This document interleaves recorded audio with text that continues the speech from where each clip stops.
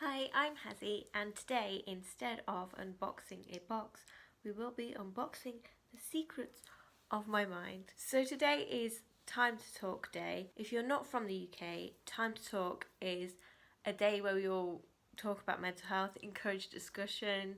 It's a way to get people to know about it. So back in 2015, 2016, I was finally officially diagnosed with OCD as well as trichotillomania, which I will call trick from now on because I really struggle saying the long word. I'll go into OCD in a bit because that's a bit more long-winded. But trick is basically the urge to pull out your hair, or like there's another term for it which is pulling out skin, and I do a bit of both. When I was younger, it was quite a problem with my mum. She absolutely hated that I did it. She considered it a bad habit, but it is a way of coping with anxiety for me personally, and sometimes when I'm bored, to be honest. So yeah, I don't see that as a big deal. I don't go as far to have bald patches anymore, so I've come to terms with that one. I'm okay with it. And the big one, obviously, for me is OCD. As well as OCD, in the past, I've also suffered with PTSD from 3 separate occasions. One of the occasions was in university.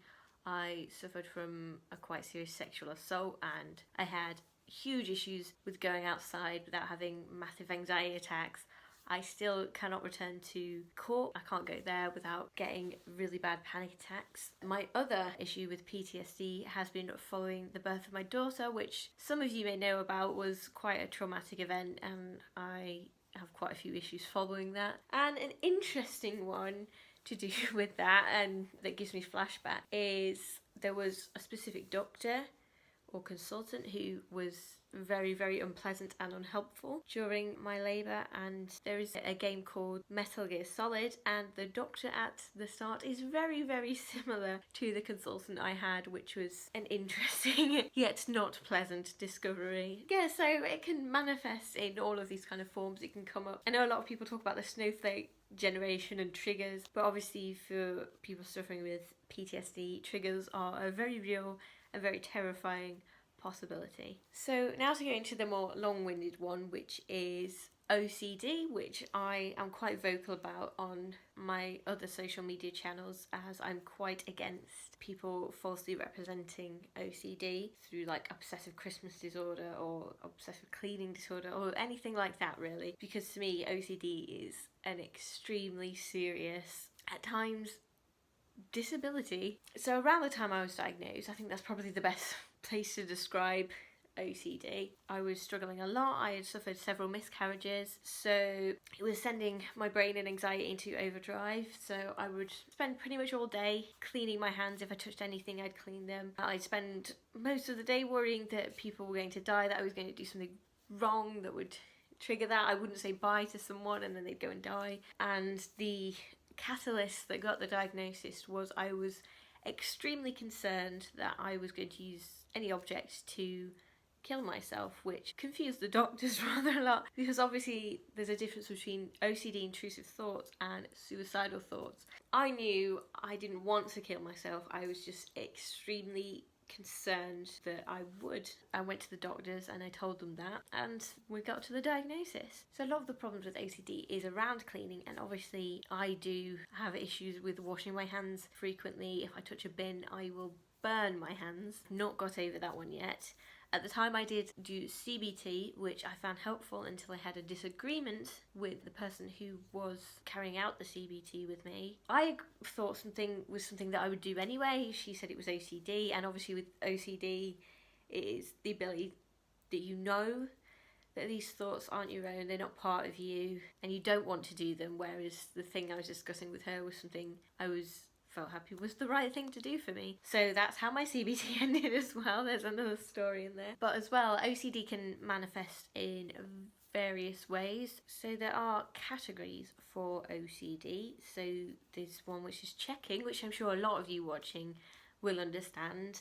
When you lock the door and you go, did I lock the door? Except obviously with OCD, it goes a little bit further than that. You go and check, and I did lock this door. You go away and you think, but did I though? And then yeah, you keep going back and forth. And you can never feel safe in your mind that you did in fact lock the door. You try and sit and like, I definitely locked the door. I swear I just did that. I used it. But if I didn't, people are going to break in and they're going to murder me and stuff. Another one is contamination, which is what I would say I suffer with mainly. I do have a little bit of all of them. So with my contamination, like I mentioned with the bins, I will wash my hands again and again. I will still feel like they're dirty no matter how many times. I will put them into boiling hot water, and like boiling hot water is gonna sterilize my hands no matter what. And even after doing that, sometimes I feel that they weren't clean and I will like walk around with them like this, which looks very odd on camera, but it also feels very odd in real life. The next one on the list is hoarding. I would say that I did have a little problem with this in the past. So there were a lot of things I would hold on to that were pieces of junk, but I would go like, oh, maybe one day they'll be useful, but they never were. So I'd say that's the one I'm pretty confident I've overcome a bit now. The other issue I would say with how OCD is shown is with contamination and all that. There's always been shown to be clean, but I'll be honest, during my worst OCD phases, and also probably now, my house was very messy. And I would have people making jokes like, oh, like people with OCD, why don't they come and clean my house? I'm like, why don't you come clean mine? Because I couldn't touch anything without washing my hands, so I definitely wasn't going to clean my house. So yeah, if you've ever seen the show Obsessive Compulsive Cleaners, it's wrong. It's so wrong. Those people do not have OCD, they just enjoy cleaning, which is the difference here. I do not enjoy doing the things like washing my hands repeatedly, but some people do enjoy cleaning. I do not, but sometimes my brain makes me do it. So the next one is ruminating thoughts. I'd say that one's come up more accurately portrayed in social media recently. So in terms of anxiety, if I have a conversation with someone like back when I was 10 and I did something embarrassing, like a few years later I was thinking, like, oh my god, just all the feelings will bubble up. And one I recently admitted to the person that I did it to. So when I was a kid, I went to an Easter egg hunt and I accidentally took home one of the covers for a cream egg. If any of you know what they are, it was like a little duck and you put the cream egg inside it. They were very big back in the day. But I accidentally took one home and I felt so bad for years. Every time I thought of it, I would just feel so anxious and like I was the worst person ever. And then I recently spoke to the person. She's like, really? That bothered you all this time? Like, yes. I would probably be the worst thief in all of history. The last and most opposite of delightful is intrusive thoughts, which I would say is the worst part of OCD for me. So, like I said earlier, with the worrying that I will commit suicide, getting images of people dying in my head, I'd say it's worse on the motorway. So like you're driving along and literally, if you think of Final Destination, that will be my brain on the motorway. So I will worry that all these things are going to go wrong and we're somehow going to horribly die. My daughter will be left without parents, or my daughter will be involved and I won't be able to do anything about it. So like in my head, I'm planning exactly what I would do in all of these situations. Very unlikely that's going to happen. But yeah, I will get all of these horrible thoughts, sometimes regarding me possibly harming someone, even though I would never do that. But yes, it gets in your head. And obviously these are the ones that I am less likely to talk to other people about, because they are the ones which people don't understand. They get the cleaning, they get counting, they get checking, but they really don't get how you can get this thought stuck in your head and worry that you're a horrible person, or that something awful is going to happen all of the time. Another thing which I'm going to very briefly touch on is OCD and counting.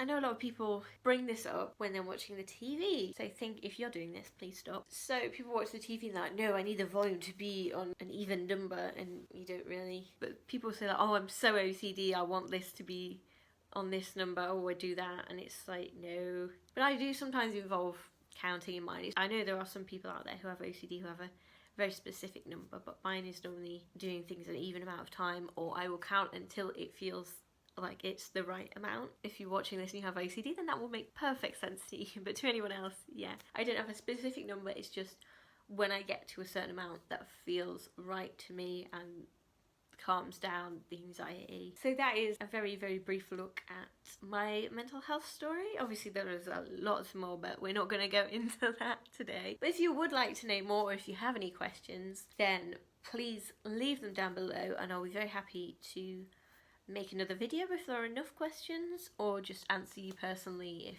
it's just you. If you would like to join in the conversation, then by all means post below any of your comments on Time to Talk Day or mental health in general. Any other queries about any of the things I've talked about, I'm happy to answer. I'm very open about this stuff. I hope you enjoyed watching or learned something from this. Thank you for watching, and if you have come to this channel just for this video and you happen to like watching people open boxes, then like and subscribe down below. If you like this video, then let me know and I will try and make more for you. Thank you for watching. Goodbye from sunny Leicestershire.